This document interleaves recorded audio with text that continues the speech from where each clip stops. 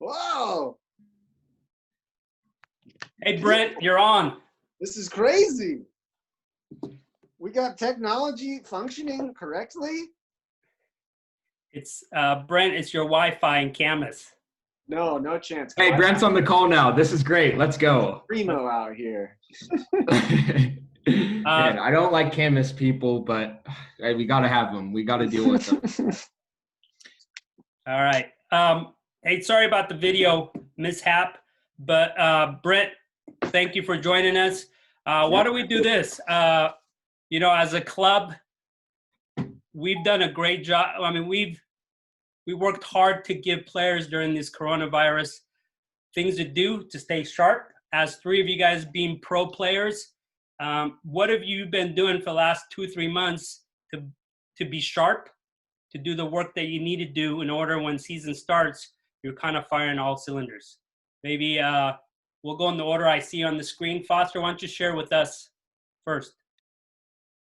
Hi, everybody. I'm Foster. I come up with a schedule, or kind of like a routine. And involves just two things. The first thing I do is I run 2 miles every day. I wake up at 7 a.m. to do it. It's convenient because there's a track right next to my apartment. So I do that first thing in the morning. And then I get 1,000 touches on a ball, a minimum, every day. So those are the two things I will always do. Okay, Niko? For me, it's a little different. I've been injured the last year, so I'm still kind of rehabbing. But basically right now, it's just control what you can control. So I'm doing every little thing to make sure when I come back that I'm 100%. So everything from my diet to doing every little program my medical staff is sending me. So usually it's like an hour to an hour and a half of strengthening my foot and my injury, and then just working on my diet. So that's pretty much all I've been doing. Perfect. Brent? Yeah, so we're still getting, I'm playing down in Reno now. I'm Brent, by the way. Foster and I are down in Reno this year, and we have a strength and conditioning coach that's been helping us out through this, and he sends us a schedule every week of everything we need to do as far as a fitness standpoint. So 6 days a week we're running, 3 days a week we're lifting. So that varies between different sprint workouts and different longer runs, different sort of intervals and stuff. And it's just kind of on yourself to stay motivated and stay dedicated to doing it each day. So it's been tough at times, but if you want it bad enough, then you do it, right? And as far as getting touches on it, it's tough not being able to play with your friends and your teammates right now. And so I've just been trying to get touches on my own, going to a park by myself. And it's actually something that when I was your age, I'd do a lot. I'd ride my bike and take 3-4 balls over to a park and just kick it at the goal all day by myself. So kind of taking me back to old times right now. Perfect. Brett, that kind of leads into our next question. I know you guys were multi-sport athletes. What really connected you to soccer? What made you fall in love with soccer at a young age? Brent, why don't we start with you first? I mean, growing up in Camas, everybody played soccer in Camas. So I have a brother that's 3 years older than me, and he and all of his friends played. And so it's just something that everybody did from a young age. I think I started when I was 4 or 5. So liked it right away. And I liked going to my practices, and thankfully my brother had coaches that would let me come to their practices as well. And so I couldn't get enough of it. So I was playing every chance I could get. Perfect. Foster? My dad was an Army brat, so he grew up in Germany for a part of his life. And when he came back to the U.S., he didn't like any other sports, specifically baseball. So I wasn't really allowed to play any other sports. So, and I mean, I also love soccer, so sure. Niko? For me, it was more like a family thing. All my siblings and I. That was like every weekend. Every weekend it was just a soccer weekend. So it was just kind of like a family thing, and what I stuck with, and what we all stuck with throughout college, basically.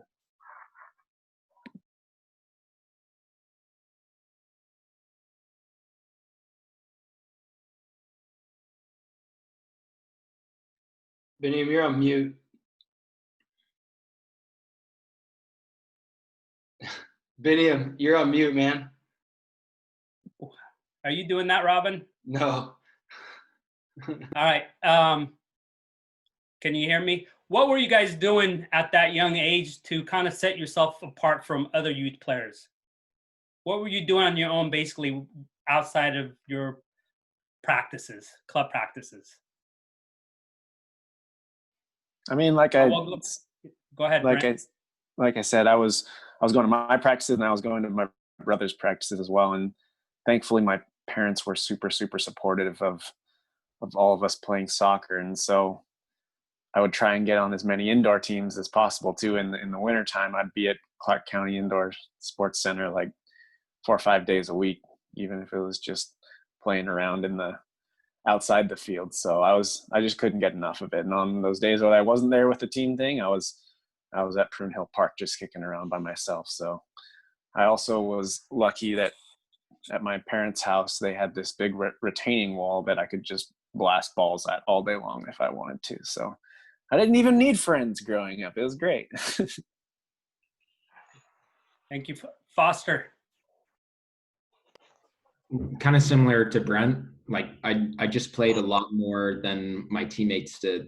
And that was, I mean, mainly because I loved it though as well. I really enjoyed competing, whether I was winning or losing. I always just thought I should be winning. So it would just keep me on the field and it'd make me keep playing. So it's really for love of the game. I grew up playing at Nautilus every day with my friends a lot. So Niko is there, is great beating up on him. And it was a lot of fun. I played it because I enjoyed it. And I kind of just like fed into itself because, you know, the better you get, the more fun it is to do it. So I got a Foster story for you. So he's known for his work ethic is phenomenal. He lived just a few blocks from me, in the summer, it'd be 90 degrees. What's that hill? Ellsworth Hill. I see him, it's a quarter of a mile straight up. I see him running and running. I mean, it was just tremendous the amount of work he did. Also a little bit, he's a self-driven person. I remember when I was the head coach at Clark College, in the summer we'd do open play. So all kids from all colleges would come and play with Clark guys. It was awesome. And Foster would run 5 miles from his house to Clark, train, play for 2 hours, and run 5 miles back.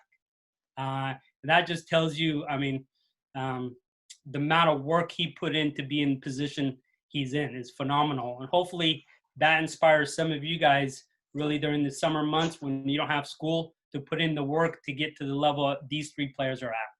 So that's one thing I remember about Foster. Niko.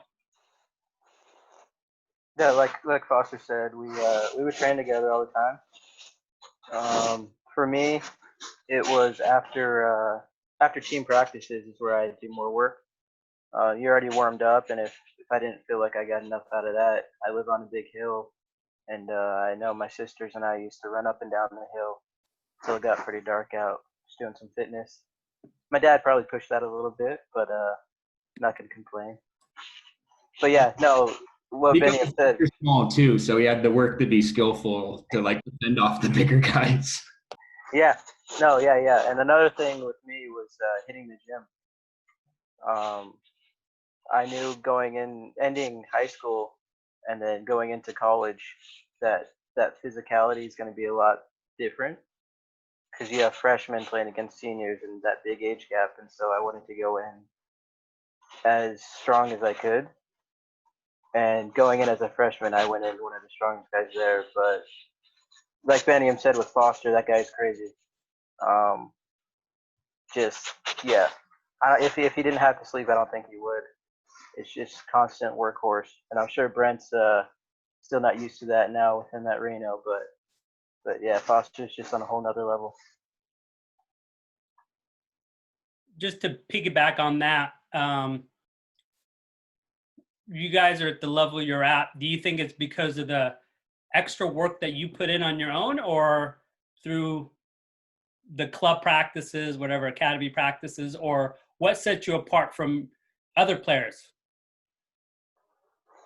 For me, I think that helped a lot.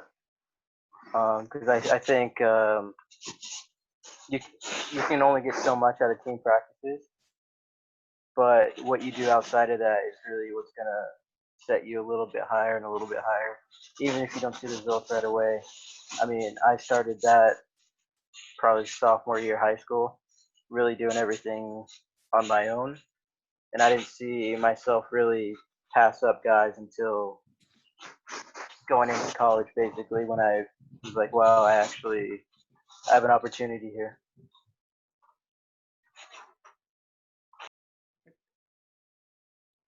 And then this is just for the players.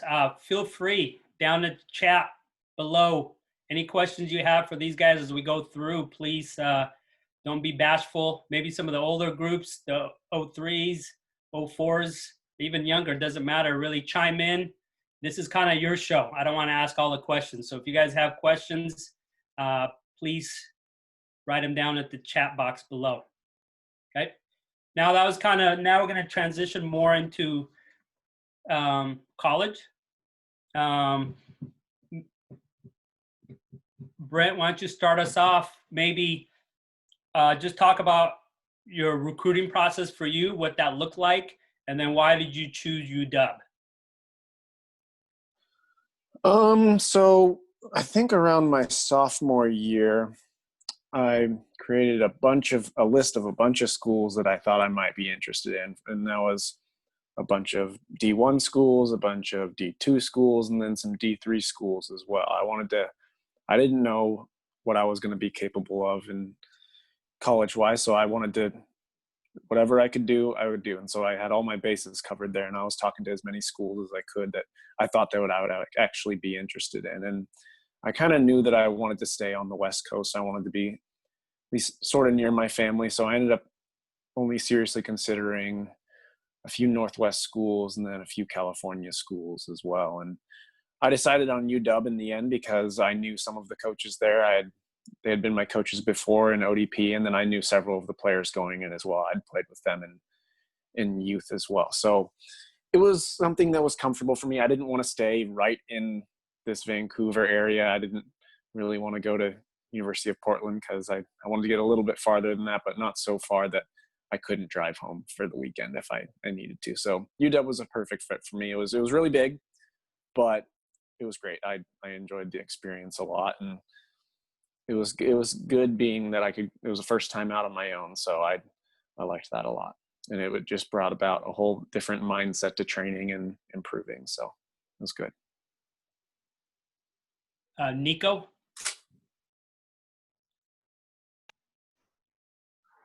So I was actually verbally committed to UW as well. I was Traitor. Yeah, I was set up. Had my mindset on that school, but senior year high school, it was a late switch to Akron. I remember there was an academy. The first team with the Timbers called us. They would call a few guys in to skip school, which was a cool part, but to train with the first team. And there's about 4 or 5 of us there, and it was just 11-a-side scrimmage, and basically I had a pretty decent showing, and the coaches were happy, and they asked me after like where I was going to college and what I wanted to do if I wanted to pursue professionally. And so Caleb Porter was the coach for the Timbers then, and he used to coach at Akron before. So he actually said, let me get right back to you. Probably 10 minutes after training was over and I get in my car, I got a call from Akron. And from there, just conversations went on and kind of switched routes there. Niko is the best player in the academy, and Caleb Porter, like, he came from Akron to the Timbers, and so he funneled the best players to Akron, i.e. Niko. So Thanks, Foss. I don't know about that, but thanks. Foster, why don't you tell us about your college recruiting experience and why you chose Stanford? yeah, Originally I wanted to go to OSU really badly, but they didn't want me. And then UW, they didn't show a lot of interest either. So I started looking outside of kind of soccer and kind of thinking about what would challenge me in an academic setting as well. And I thought Stanford. Women are funny. That's a good point. And so once you, that's a yeah. great lead up to this question I just got. So Foster, this is for you. Obviously, look at the career you've had in college, right? And you're having in pro. And you showed that you had to actually go out there and promote yourself, right? You weren't waiting for colleges to come knocking on your door. Can you elaborate on that process? Yeah, I think I went to a lot of ID camps. Like I went to all the ones for colleges and D1 colleges in the Pacific Northwest, and I kind of put myself out there. And I think that like what was great about that was I got a lot of critique from coaches and like on kind of they gave me advice on how to improve my game and what was deficient about it, what I needed to improve. Mainly, I remember the coach of OSU.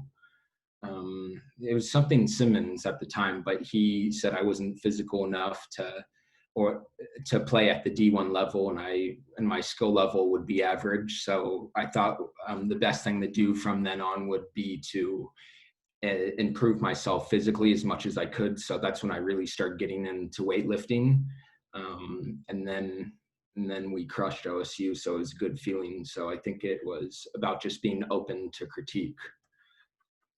And that was the most important thing about going to all those camps and taking the coach's advice. As obviously don't take it personally because everyone's going to have their opinion about you, but you know, like some people might actually have something worthwhile to say. And so that's what I would say. I learned that because I remember like when growing up, like there's a Rolling Stone article that came out about Kanye West when he was making his music, and is actually Seth Rogen said he sees Kanye West at this resort, and Kanye's like, "Hey, come into my car, like listen to my new album." And like Seth Rogen said he felt so special, but it turns out Kanye West was doing that to everybody he met. Like he was constantly trying to get like a critique from people and like see what kind of like constructive criticism that he could gather from people.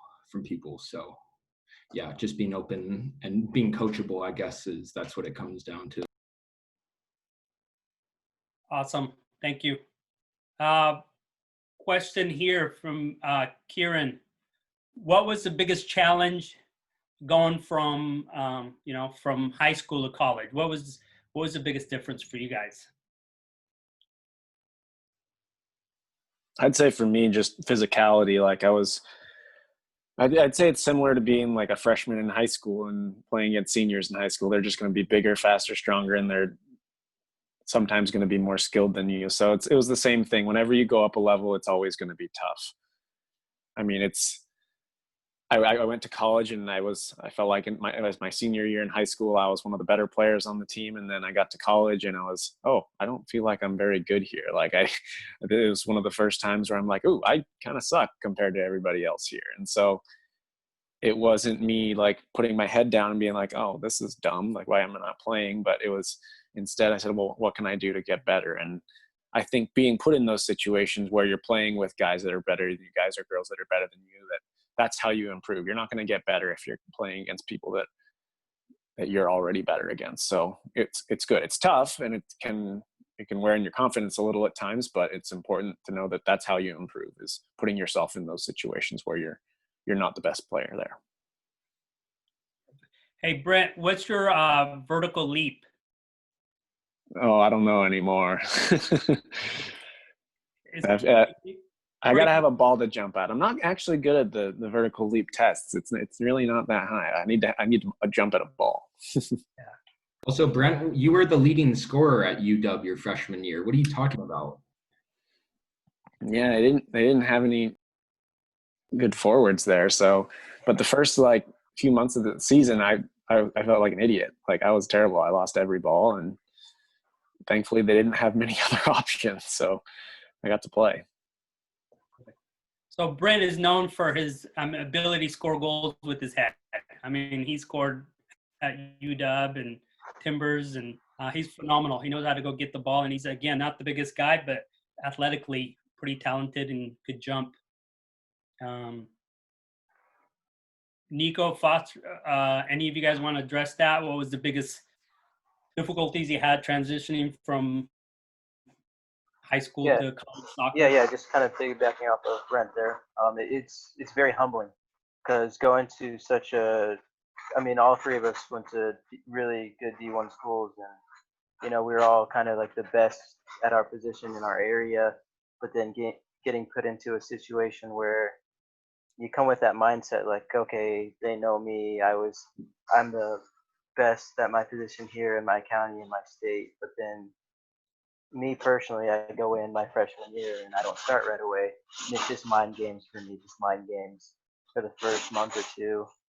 But then looking at it as a bigger picture, I mean, the guy that was starting over me was the captain of the U.S., U20 World Cup and all that. And so it's just very humbling to see that, okay, I'm coming from here, I'm thinking I'm going to start right away, but then everyone else from their area, the top players from their area, is all coming in, all competing, and it's really just about humbling yourself and just working hard and being a team player there, and more of just focusing on the big goal and what the team really wants instead of what you really want.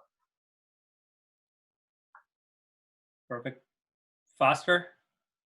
Yeah, I would say, I mean, with every level you go to from high school to college to the pros, there's a jump in the baseline of what the average player is. So maybe in high school, it's probably you're physical, you can run fast, you're strong, you can like jump.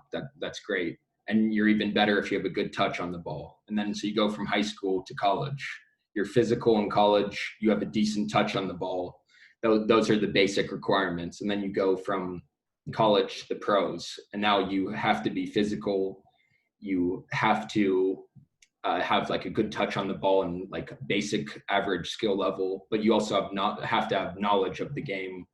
So I think like in each level you go up, and like Niko, Brent, and Viniam, you can like probably you can speak to this, but it's like what's expected to you obviously like raises because the average like level of the player raises like from a physical standpoint to like intellectual standpoint.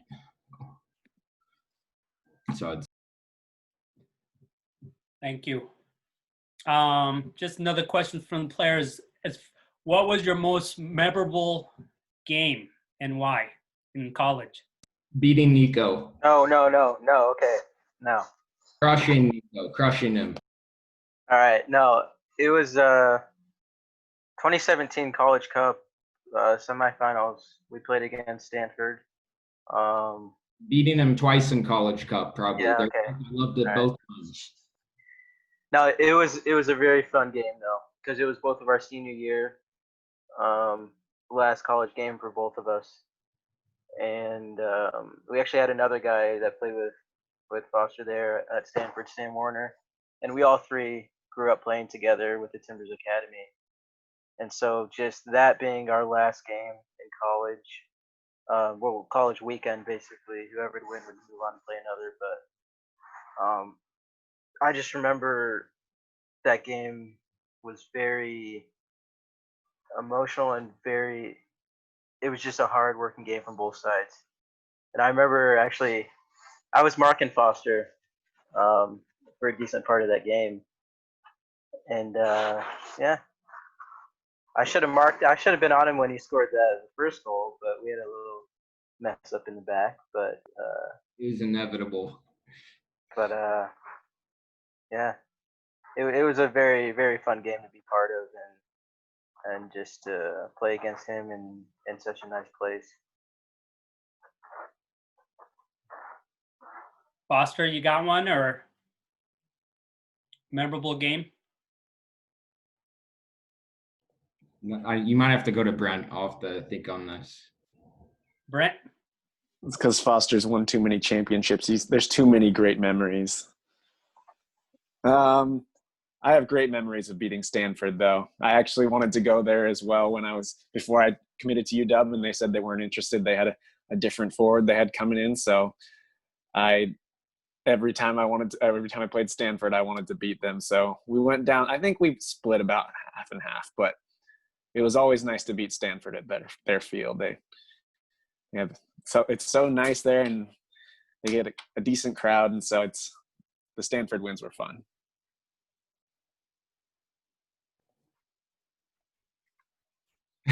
Foster?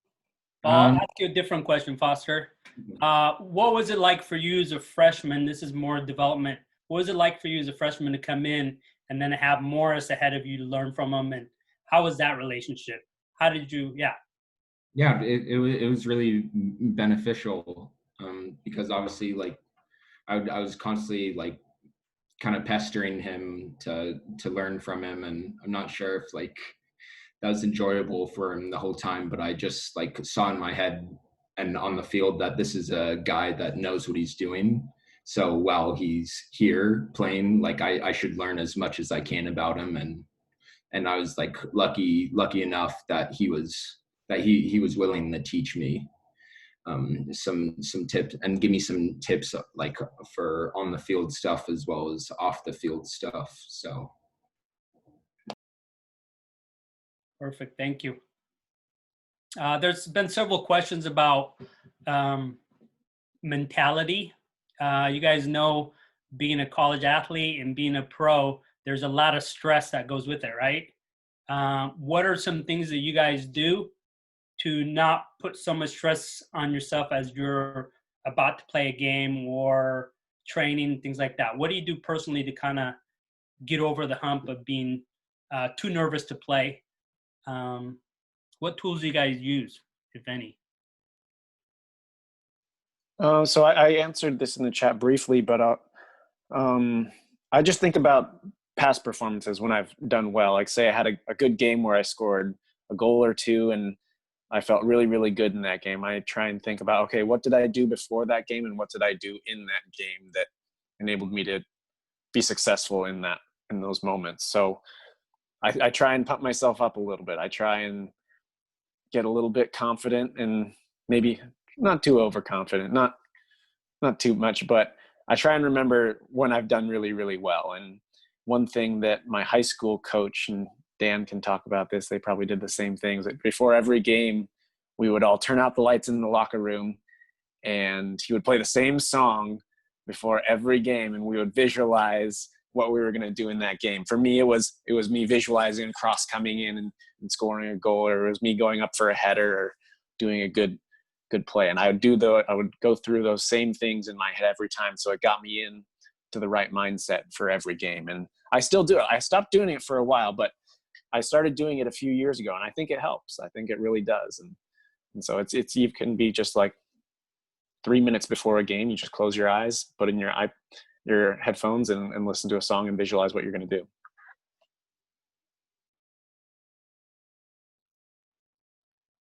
Niko Foster?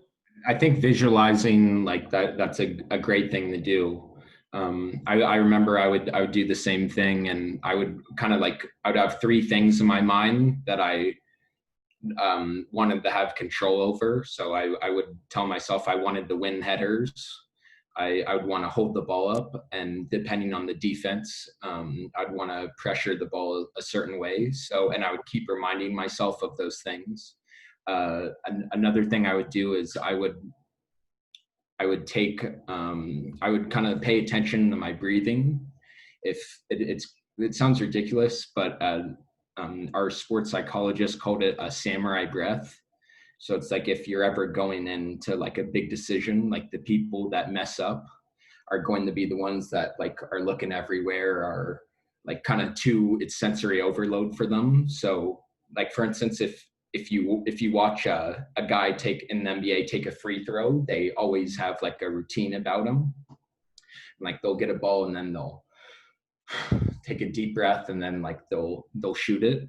And so for me, it was just always like besides visualizing what I wanted to do well, it was just like taking a deep breath and trying to be as calm as I could before I entered the storm, because once like the whistle blows, you're really in it. So Foster, I know you're reading about Jeremy Gunn and talking to you a little bit about him. He's all about that, right?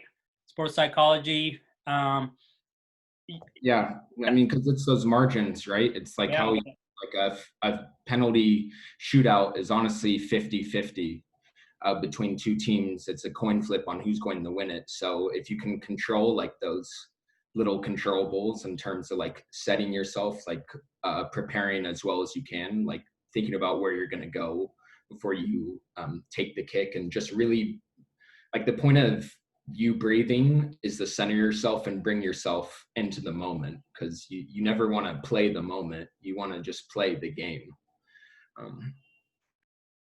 How many PK shootouts have you guys won? And tell us your routine.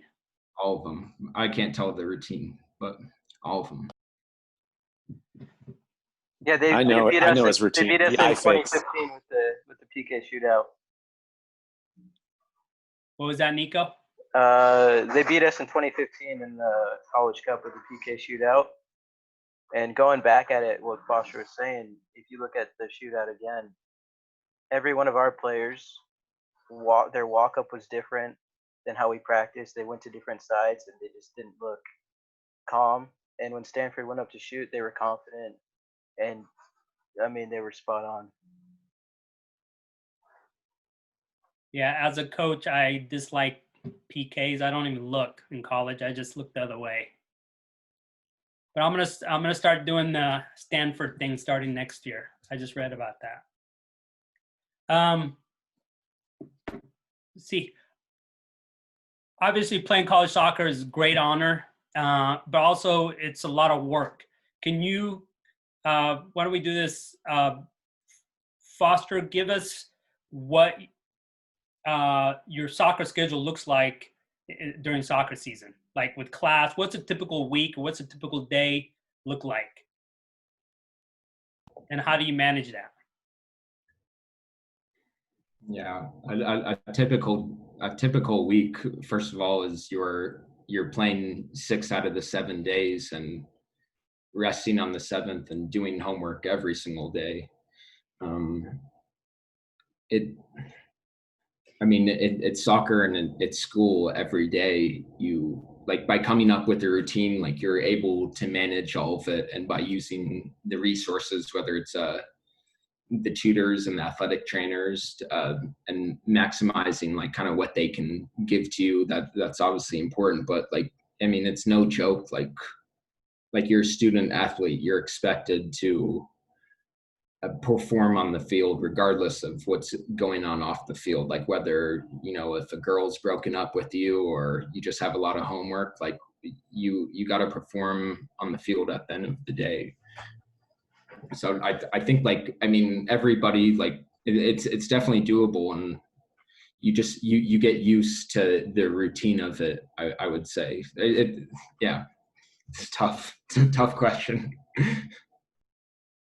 Niko, you want to elaborate on that? Like as far as in season, I mean, what does, do you train in the morning? You got classes all day, you have video, you have weight room. Yeah.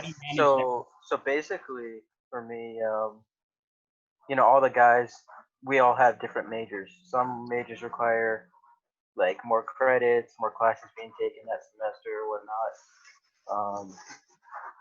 So each day could be a little different too. You won't have the same class every single day. So one day you could have 5 classes, 2 classes in the morning before training, meaning waking up at like 5:30 or 6, going to 2 classes for an hour each, and then having a 2-hour training, and then maybe shower real quick and then go straight to class again. Your day starts at 6 in the morning. You don't get back to your apartment or dorm. We're gonna take a shower. Till like 9 or 10 at night. And then the next day it could be a quick turnaround, and you have 1 class in the morning training, and then the rest of the day off. And it really just depends. You never know, but you just have to stay focused and kind of manage yourself there, and create a little schedule for yourself. Thank you. Staying with academics. Somebody just wrote, how important is high school grades? What were the, you know, Foster or Brent or Niko, if you didn't have the grades, would you have gotten into the school you did, even though you're a phenomenal player? It's hard to say. I mean, my education was always something that was really important for me. And so I had good grades in high school. And so I was able to get into UW fairly easily. So and going back kind of on the last question, I'd say like what they were talking about, managing yourself. And it's just a balance. And like something that my college coach told me was that you needed to balance three big things. And one of them is obviously soccer. The other one, your education, your academics. And the third part is the social aspect of it too. In college and in high school, you're growing a bunch as people and making friends. And that's a super important part. But if you're going too far in one of those directions and then maybe lacking in a little bit in another one, say you're really good at the soccer part, you're really good at the social part, you're making a ton of friends in college, but your grades are struggling, that's going to be a problem. If you don't have good enough grades, you're not going to be able to play. And it's the same in high school. If you don't have a certain GPA, you can't play. So it's just balance between all three of those things: the social, the soccer, and the grades. And so one thing that can really help you with that is, number one, your coaches, and then two is your advisors. Like most of the colleges have great academic advisors for everybody, and if it's not going well, go to them. That's their job. That's what they're there for you. So, and I think a lot of high schools have advisors as well. So make use of those. It's really important. And I would say that, yeah, right now, and if you're in high school or younger, your grades are super important. There's no reason not to try and get the best grades you can. Like, it can only open doors for you. Mm-hmm. Thank you. Really, I agree with that. I think you hit it spot on. Just talk a little bit more about high school grades. It's very important, especially if you're trying to get some sort of scholarship, or if you really want to go, if you have a school in mind and you're talking to them, but they don't have money. Because a lot of schools, every school, there's only a certain amount of money they can give out if you want to play on that team. And so your grades can really help you get academic scholarships to help you if you really want to go to that school. I know for me at Akron, the requirements weren't as high as Foster had it or Brent had it at their universities. I got in pretty easily and I got some money for grades, but I remember in academy, Foster would come up to training in the locker room and he'd be studying while he was walking in the room. And right when he would leave training, he had the big book, and him and Sam Warner were studying and talking about SAT and ACT scores the whole time, and just pretty. He still does that. Oh, I bet. Yeah, it's really important, and I think setting yourself up at that point in high school will make it a lot easier once you get to college to maintain that.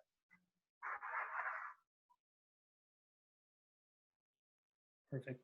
I know we have some younger players on here.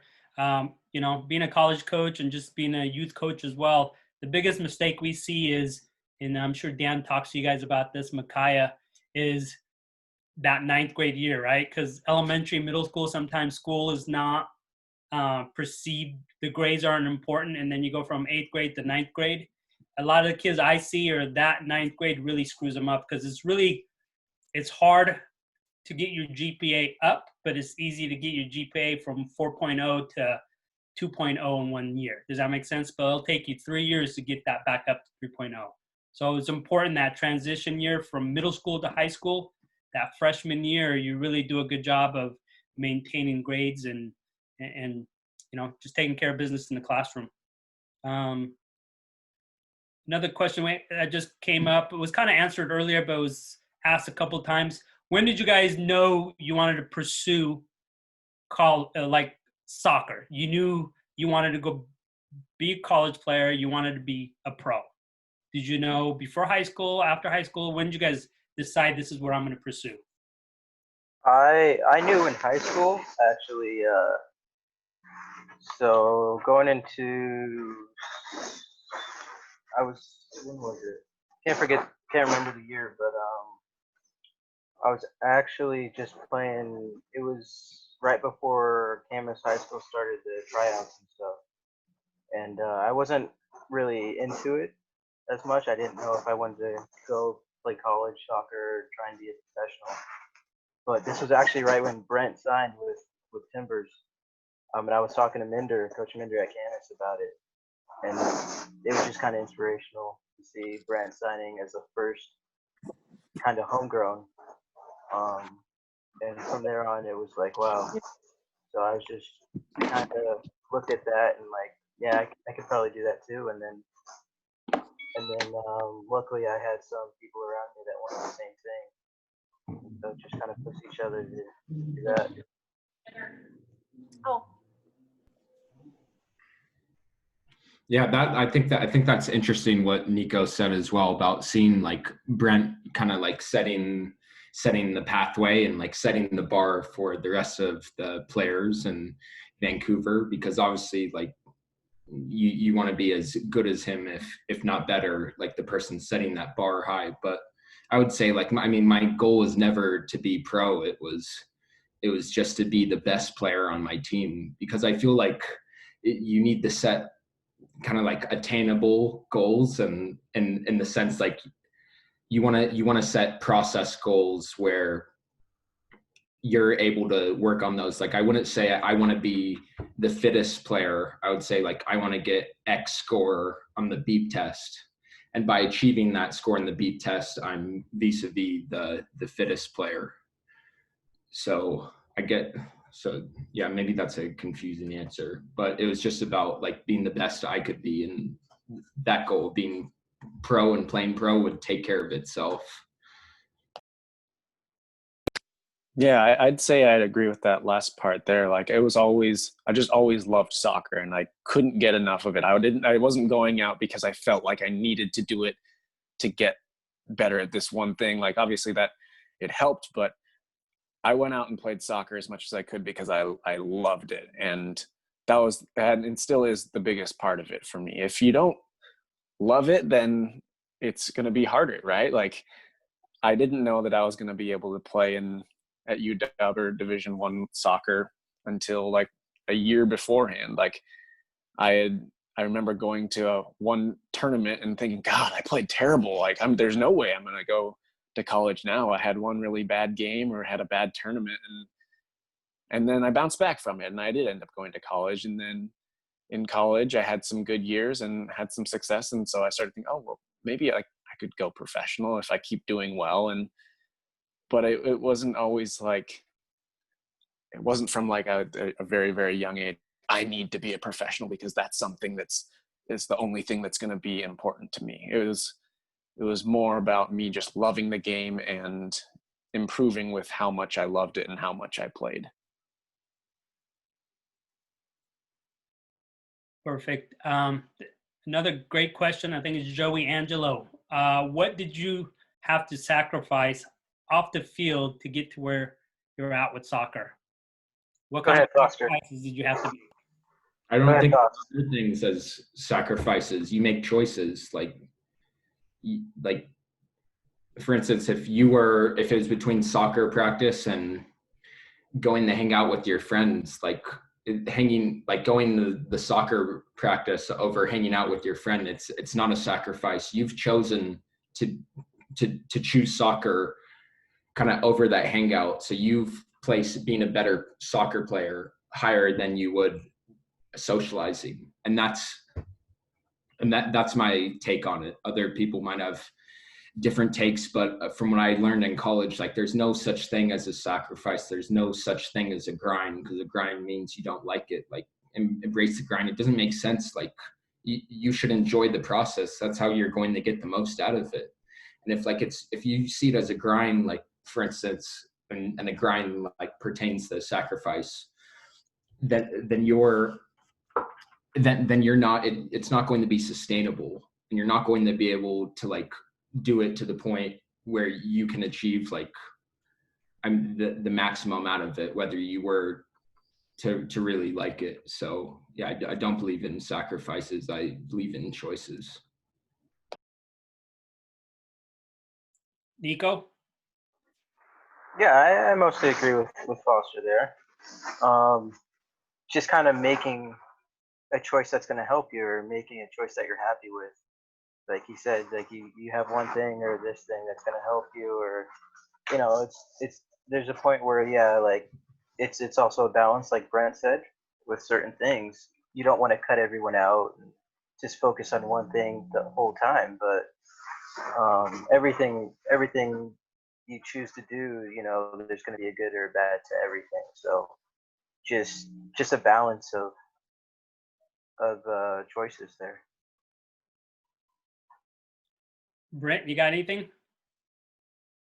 Yeah, I'd agree with that. I remember certain choices that I had to make when I was y'all's age, where I was like, well, shoot, I played baseball one year and I liked it. I don't like baseball now, but I remember my parents saying, like, well, you can either play select or premier soccer or whatever it is, or you can play baseball. It's like you don't have enough time to do both. And thank goodness I didn't choose baseball, because that was really boring. But I did have to make choices. And in the end, it wasn't a big sacrifice for me, because I knew I loved soccer. But I would just say that put a lot of thought into the choices that you make, or the choices that you have, so that you're happy with them, I guess. I mean, it's always easier in hindsight to say, oh, that wasn't a great choice, or that was a good choice. And it's tough at times in the moment, but I'd say putting as much thought as possible into it is a good thing. Yeah. I remember, I don't know if you guys agree with this, but I remember my college coaches, and I use it as well, especially in season. You got, like Brent was talking about, you got your soccer, you got your education, and you got your social, right? And they always said you got to choose 2 out of the 3. It's hard to have a really social life and still perform in soccer, still perform in the classroom, right? So in season, I always stress on, these are your 2 focus. And then off season, obviously, your social life comes back a little bit more again. Do you guys agree with that? Yeah, for sure. Yep. Last question before we move on to your pro careers. Give us, it doesn't matter what level you play. If players have the ability to play, why should they play college soccer? What made it memorable for you? It doesn't always have to be about winning trophies, winning games, but why was it memorable for you guys playing college, and why should players pursue it, whether it be junior college, Division III, Division II, 1, it doesn't matter what level, but pursuing college sports? Yeah, I think it's just a good way to basically grow up. You're on your own, and you have some responsibility. You get to learn a lot about yourself, and at moments you're pushed, and then at other moments, you just realize certain things about yourself. Maybe you do college for 2 years and you don't like it, but you learn a lot about yourself there, and also networking, getting to meet a lot of people, and you might try something new, just more about discovering yourself and what you really want and who you are. Yeah, I guess I'd relate it back to those 3 things that I talked about earlier. As far as soccer goes, like, it made me a better player going to college. Like, I played with a bunch of great guys there, and I improved a ton. And then on the academic side, like, you obviously learn a bunch in college, like Niko said, about yourself, and just in your education as well. You grow up a bunch. And then the third part of it, the social aspect, you meet a ton of new people in college. Like, some of my best friends I met because I played college soccer. Like, I talk to them on the phone every other week. So it's a good thing for, I think, many, many aspects of your life. And I recommend it highly.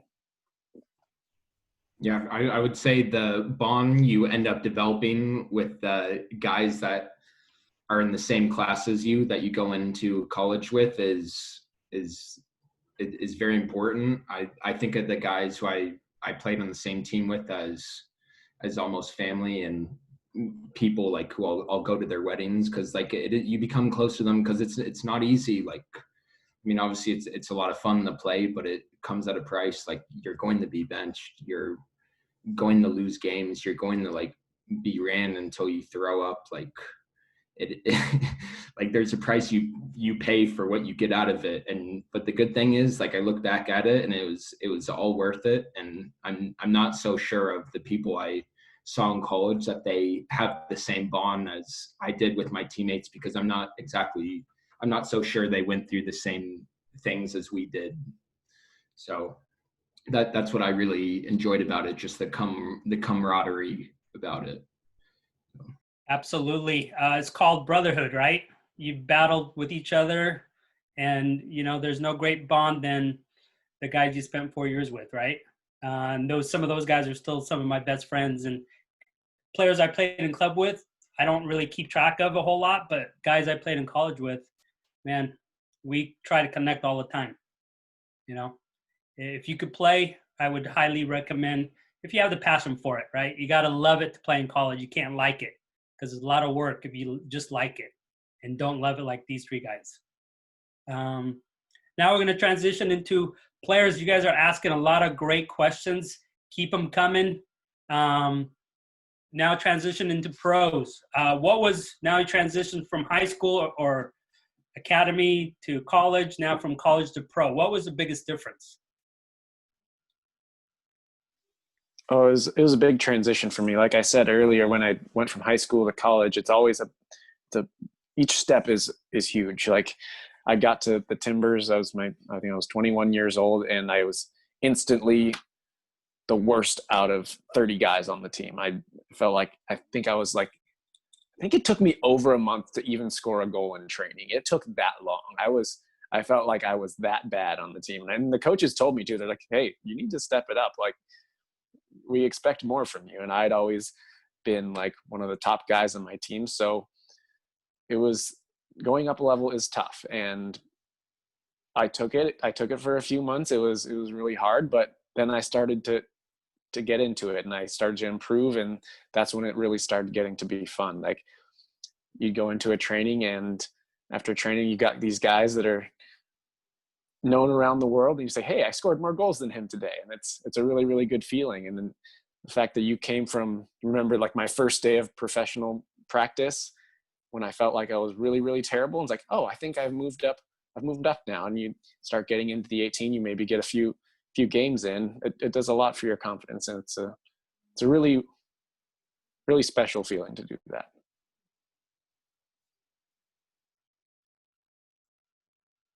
Foster, Niko, you want to add anything to that? Yeah. I think, from college to the pros, the first year, it's just a major test to your mentality. That jump to college to pros is like, okay, everyone there I'm playing with and competing against is, this is their job. This is how they, at the end of the day, how they feed their family. So no one, once you step on that field to train or play, no one really cares about your feelings, I guess you can say. And you're going to be tested to the max. And it's all about how you can handle that mentally. And you do get tougher mentally. And a lot of coaches say the word mentality. And that's a huge thing to start looking into now at a good age, because that's a big part of the future. Especially professionally, if you're not, they're paying you to, basically win, and that at the end of the day, that's what they care about. So if you can't do what you're asked, then they can just find someone else. So just being mentally ready for that and having confidence in yourself to do that, because Brent was picked for a reason, Foster was picked for a reason, I was picked for a reason. If someone sees something in you, then take that as a cue of, okay, I can do what they want. I just have to have confidence in myself to do it the best I can, as much as I can.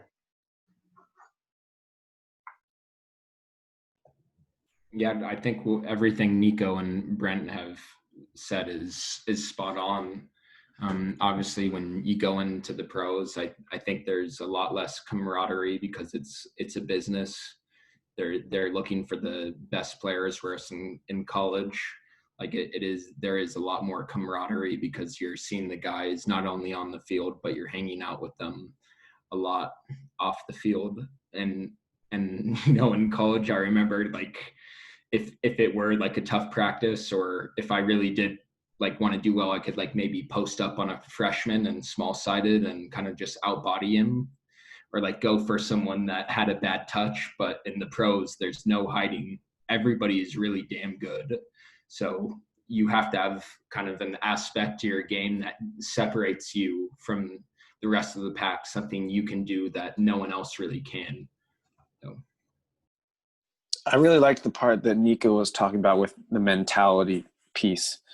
And somebody asked earlier, I want to relate this back to an older question about how much talent we had when we were your guys' age. And yeah, we had talent, we still have talent, but I would say that I'm in my 9th year as a professional, and it's not because of my talent. I would say I've lasted this long as a professional because of my mentality. Exactly what Niko was saying. Like, I've played with plenty of other players that had loads more talent than me, but I could tell that their mentality wasn't there. They didn't want to do the hard work. They just wanted all the glory. They had only sights for being, oh, I'm the best and I have all this talent and that's going to be enough. I don't have to work hard.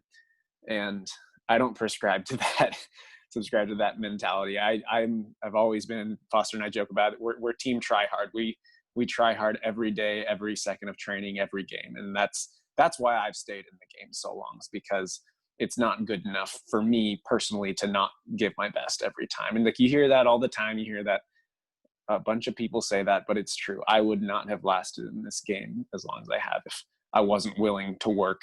Even if I'm losing 5-0, I'm still going to try as hard as I can to get back to even. Like, I don't give up. And I think that's what makes the difference between a good player and a great player. Yeah, just going off that real quick again, at Akron, above my locker, it was a quote. I'm sure all the locker rooms have this in college, but they have quotes around it. And on mine, it was hard work beats talent, and talent doesn't work hard. And it's just something to think about, because your mentality and your hard work is going to outbeat anyone that's more talented than you that isn't working. Thank you, guys. Just, Brent, you touched up on that. Can you elaborate? I mean, did you do anything to work on your mentality? Did you read books? Did you sports psychology? Or was it just something you did on your own? Or did you have to develop that? I know you talked a little bit about it earlier. I think one thing that I've always remembered from when I was, I think, around 14 years old, I had a coach who is actually at the Timbers now that told me, you should be so upset to lose every time. And I know that's not probably what you want to hear, but like, losing, like, he told us that he was playing for the Timbers at the time, and he was saying, every time I lose, it upsets me. It ruins the rest of my day. And I thought about that. It didn't really resonate with me, but it made sense to me. It made sense that that's how hard you have to be wanting to win and to do well to be successful. You have to make winning that important to you, and doing well, not necessarily winning, but giving your best that important to you. If you don't work as hard as you can every time, then you don't get to complain at the end of the day if you lose. Like, if you say, oh, we lost today, and if you can look at yourself honestly in the mirror and say, yeah, but I gave my best effort, then it should be okay. It's not okay if you go out there and you say, oh, well, I lost and I didn't try my hardest. Then that falls entirely on you. And there's something more you could have done. And I guess that's something that I've not been okay with personally for me. Like, if I can, it's just not good enough to not give my best every time. I don't know why that is. I don't know exactly what point in my playing career that developed, but I guess that's something that's been important to me for a long time. Yeah, I think there's something about like knowing what's in your control versus what's out of your control. Things that are in your control that come to my mind are your attitude and how hard you're going to work. And I mean, I'm sure there are some other things like preparation, like hydration, dieting, and all that. But like, those are the two things that come to my mind. I mean, if I go and like, I've helped coach a little bit in Vancouver, and it really just pisses me off when when you have kids come in the practice and they're not paying attention or they're not working hard, because then it's like you're ruining this practice for not only yourself, but you've now lowered the level for the person who's competing against you, and please leave. So I think keeping in mind how hard you're going to work, how much of your focus how much attention you're going to give to the practice, and your attitude that's in your control. And so there's no excuse for why you can't give it up, for why you can't apply yourselves in those aspects as much as you can. Perfect. A couple of questions I was asked about what's your typical schedule look like as a pro? Is it 2 hours of soccer and you're done for the rest of the day? Or what does it look like? Foster, when you were with the Timbers, what did your schedule look like? So I'd wake up, drive an hour from Vancouver through traffic to get to Beaverton. I'd train, and then I'd get done with training, and I thought I was the worst player on the team at the time, so I needed to be working the hardest. So normally I'd stay and ask an assistant coach, or the right back, Moreta, he would I would trying to ask all the veterans if I could be kind of like a dummy for them, because for instance, Moreta, he's the right back. He was really good at crossing, and he'd constantly work at that. And he couldn't speak any English, but I would constantly again, kind of with Jordan Morris back at Stanford, I'd just pester him to be hey, do this, it'll be good for you, and it'll be good for me.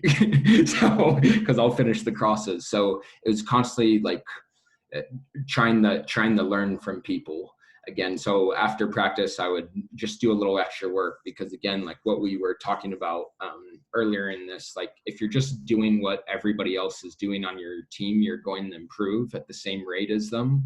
So you need to add something else to your repertoire so you can improve at a faster rate, sorry, so you can be better than your teammates. So, which is at the end of the day, everyone's goal. So.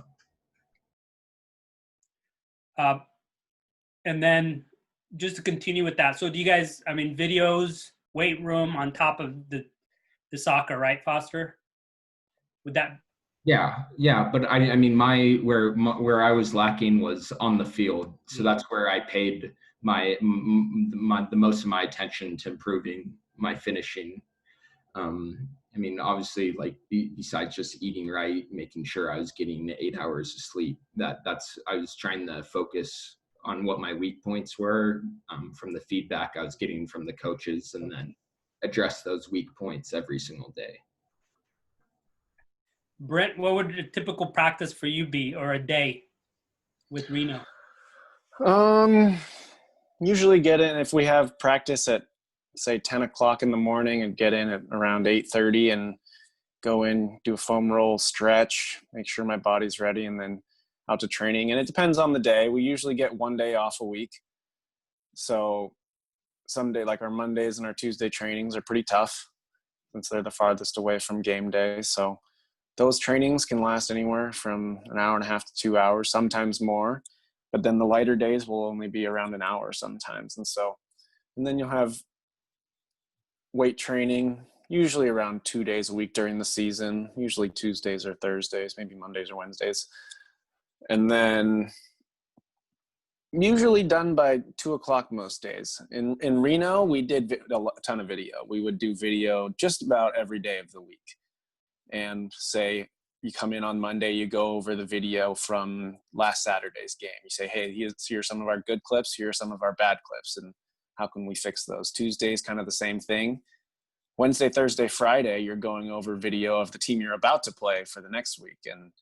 And usually it's the coach that had picked a few clips that he wants the guys to see. He's like, hey, this is what this team does consistently. This is how maybe a spot where we can make them vulnerable and get them here. So we watch a lot of video in Reno, and it's not usually more than a half an hour at a time, because then guys start to lose focus. But we watch it just about every day, and it's something that's improved my game for sure. And I think if you'll get out of it what you put into it. If you pay attention to it and really try and pay attention and learn from it, then you definitely can.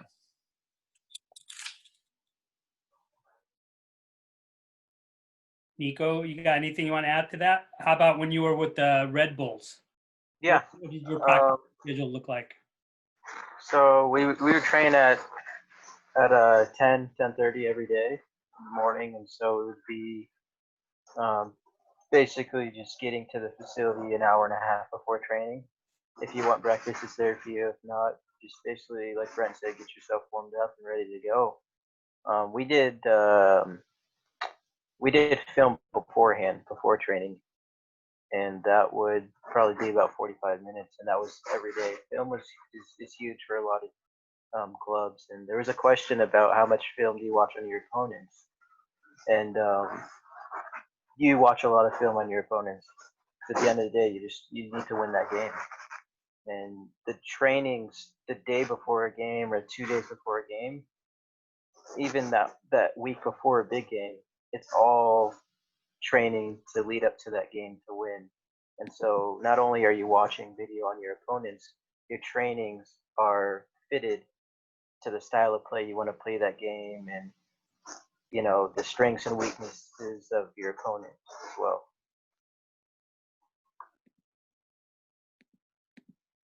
Perfect. Thank you. What advice would you give players in our club as far as if they're trying to aspire to play in college or to be a pro after college? Before we kind of getting ready to wrap it up, what advice would you give them if they want to pursue what you guys have gone through?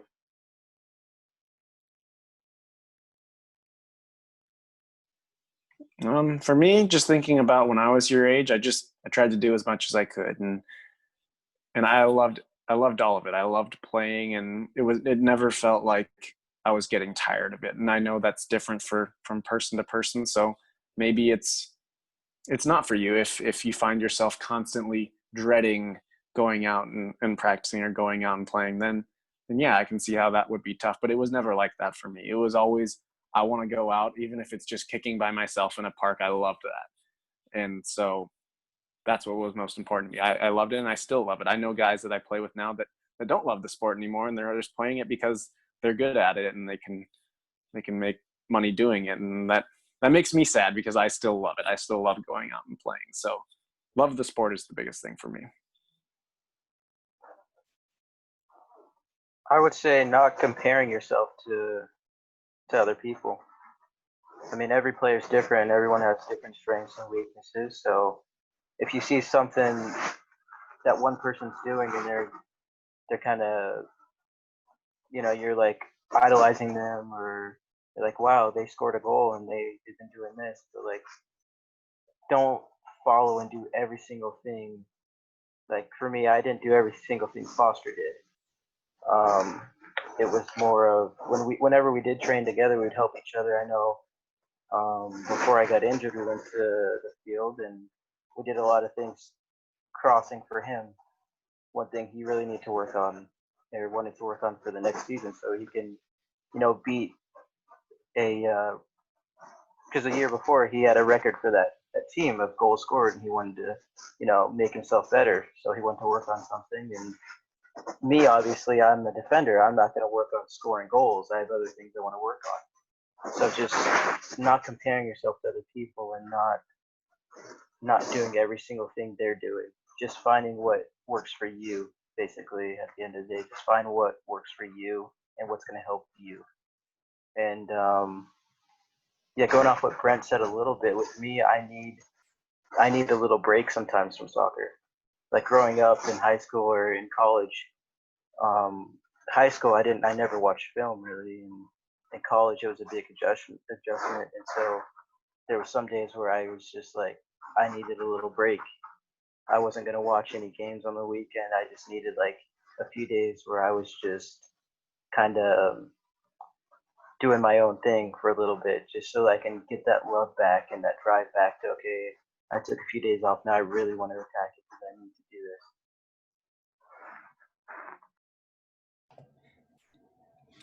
I would say three things. The first being to come up with process goals versus goals. So the difference between that, a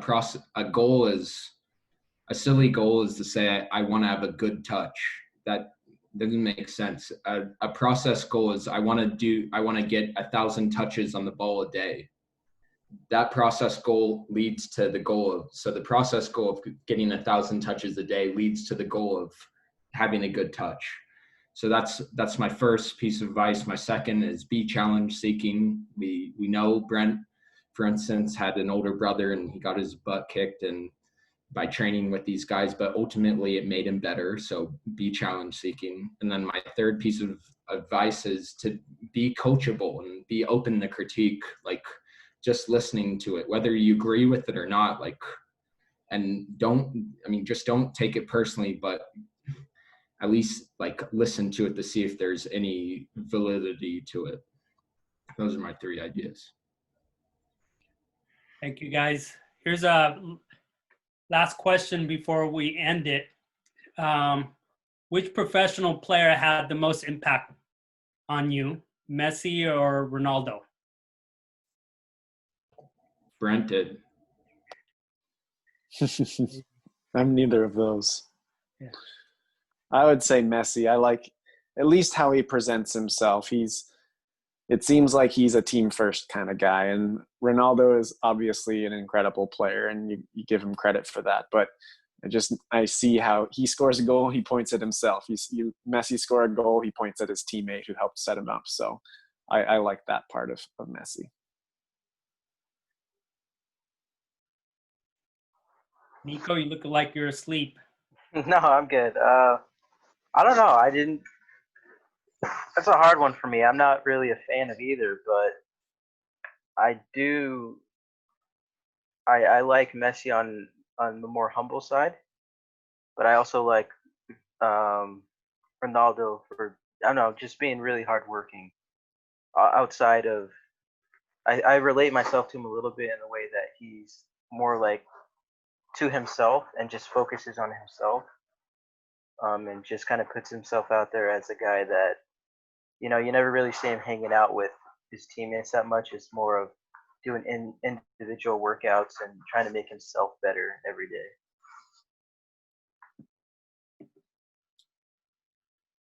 Foster, you got one besides Brent? I like Ronaldo because he challenged himself by playing in La Liga, the Premier League, and now the how do you say the Italian league? What's that? And okay, and that league. So you have to respect that, but on the other end of the spectrum, like Messi seems much more like a team player and like a God-given talent. So it's hard to choose one over the other. Gotta admire Cristiano's work rate though. He's team try hard. Love that. He is. With abilities though, right?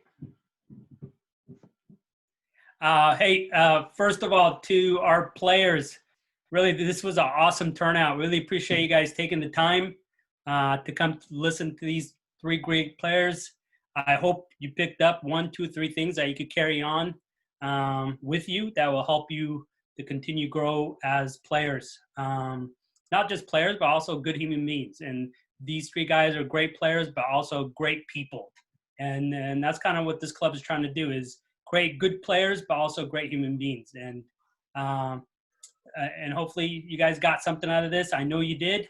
3 players, Brent, Foster, Niko. We really appreciate you guys taking the time and share your wisdom with us and with the players. Anytime you guys are in Vancouver, we want you at Harmony. Please continue to stay in touch with us, and hopefully your guys' season gets going here in the middle of June, sooner than later. Yeah, Benny, real quick. Yeah. Yeah, just for all the players, all 3 of us grew up around here, and we're in your shoes playing at all the same places you're playing at. So, even your coaches, Robin, Coach Dan, we all know them personally. So if you guys ever have questions, players, you can feel free to, reach out to them with questions to shoot on over to us, or, we're all on on social media as well. You just shoot a message, and we're all quarantined, so we have a little bit of time. But if you have any questions, yeah, feel free to ask. Yeah, for sure. Thanks so much for having us, guys. Yeah, it was a pleasure. Thank you, guys. And then the 3 players, good luck. I'll be in touch with you guys as well. Take care, Foster, Niko, and Brent. All righty. See ya. Yeah. Thanks, guys. Ending the meeting now. Hope everybody's safe and healthy at home. See you soon.